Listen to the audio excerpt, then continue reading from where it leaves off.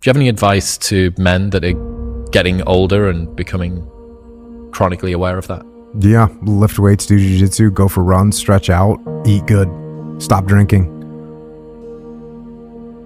It's pretty straightforward. If you don't use it, you're going to lose it. Every day that you don't do work, you're going backwards. And it definitely will hurt you, and it'll show up. You can't get away with what you got away with when you were 23. It doesn't work. You have to stay ahead of it. When you're watching TV, or you're, looking at Instagram, or you're, going out for dinner on a date and you go to a movie, I'm not doing that. I'm reading a book, I'm getting ready for a podcast, I'm writing something, I'm preparing for something, I'm talking to a client, I'm designing something, I'm thinking about a new supplement. Like, it's just, a guy asked me the other day, are you working more now than you were when you were in the SEAL teams? And the answer is 100%. Yes, I'm working harder now. As I've said since day one, motivation is a feeling that comes and goes, and it doesn't matter whether it's there or not. Discipline is infinitely more important. So no matter how you feel, get up and do what you're supposed to do. That's it. And that's discipline. It's not motivation. If you only did what you were supposed to do when you were motivated to do it, that's leaving it to chance. But if you're disciplined, you go do what you're supposed to do. That's the way it works. Discipline equals freedom. That's it. I mean, if you have the discipline to get up and get the things done, the weekend where you really only had two things to do for the weekend, whatever it was, you had to write this thing and you had to answer this other thing. And on Friday, you're like, I'll do it tomorrow. And on Saturday, like, I'll do it. And it's basically hanging over your head the whole weekend. Whereas if you'd just done Friday afternoon, the whole weekend would have been a lot better. So just do the thing. Just shut up and go do what you're supposed to do.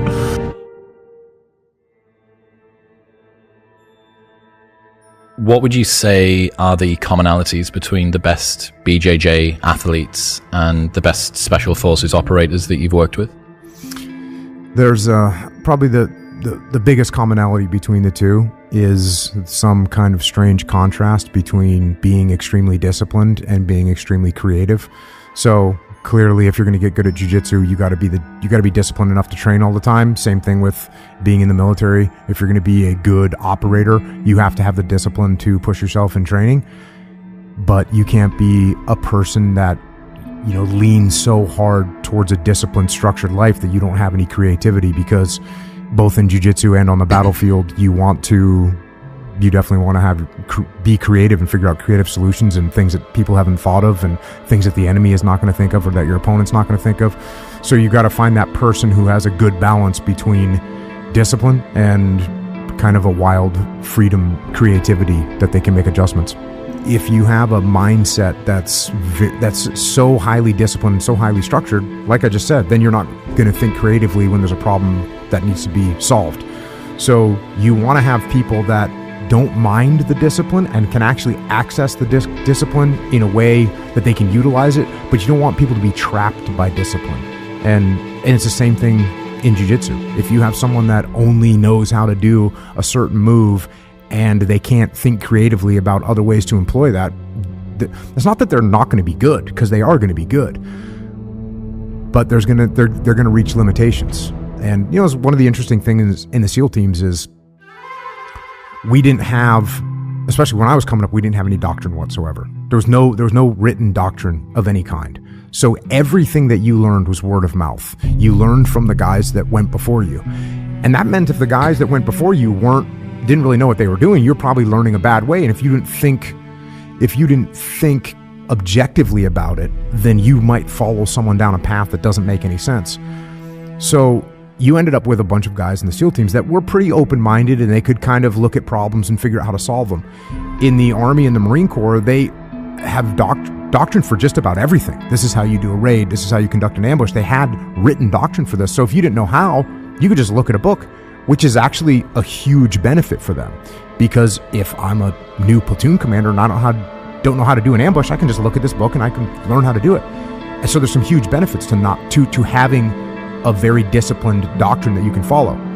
But that's one of the odd advantages of the SEAL teams, is that since we didn't have any doctrine, we had to be a little bit more free thinking, and that made us a little bit more adaptive in some situations. So it's just like anything else. Your strength can be your weakness can be your strength, and you have to be aware. And if you're aware that it's a strength, and if you're aware that it can also be a weakness, and if you're aware that it's a weakness and you're aware that it can also be a strength, then you can probably optimize the way that you're going to think, which is pretty beneficial. A guy asked me the other day, are you working more now than you were when you were in the SEAL teams? And the answer is 100%. Yes, I'm working harder now. You know, I should say I'm working more, because I'm working more time. No weekends, no evenings, really. Luckily for me, I like what I do. You've managed to align what you want and what you want to want. They're now sitting on top of each other, right? Yeah, and I also don't do a lot of what I don't want to do. And my partner at Echelon Front, Leif Babin, pointed this out to me like a year ago. He was doing some stuff that he didn't want to be doing. And, you know, he said, I've got to do this and I've got to do this. I said, why are you doing that? And he said, well, what do you mean? I said, get someone else to do that. And then, a week later, he's talking. He goes, I was thinking about what you said. You're really good at not doing what you don't want to do. And I am good at I am good at not doing what I don't want to do. Do something that's hard and do it every day. That's one of the nice things about jiu-jitsu. You're going to get choked. You're going to be uncomfortable. You're going to get smashed. You're going to have to tap out. Your ego is going to get abused. Go do that. Go do that. Go for a run, lift, just do hard stuff. And that's a good way to keep that, I guess, fresh.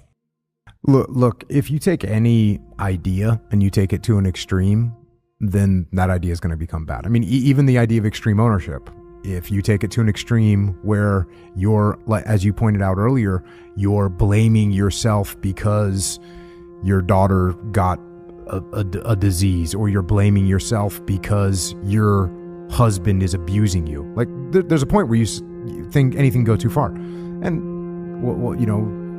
take it to an extreme. It can become pretty silly or funny depending on how you take it. But for the most part, you're gonna run into challenges in life, and if you curl up into a ball and complain about it, that's not gonna help you. And if you say, okay, cool, good, here's some adjustments I can make to move forward, that's gonna be a better move than cowering.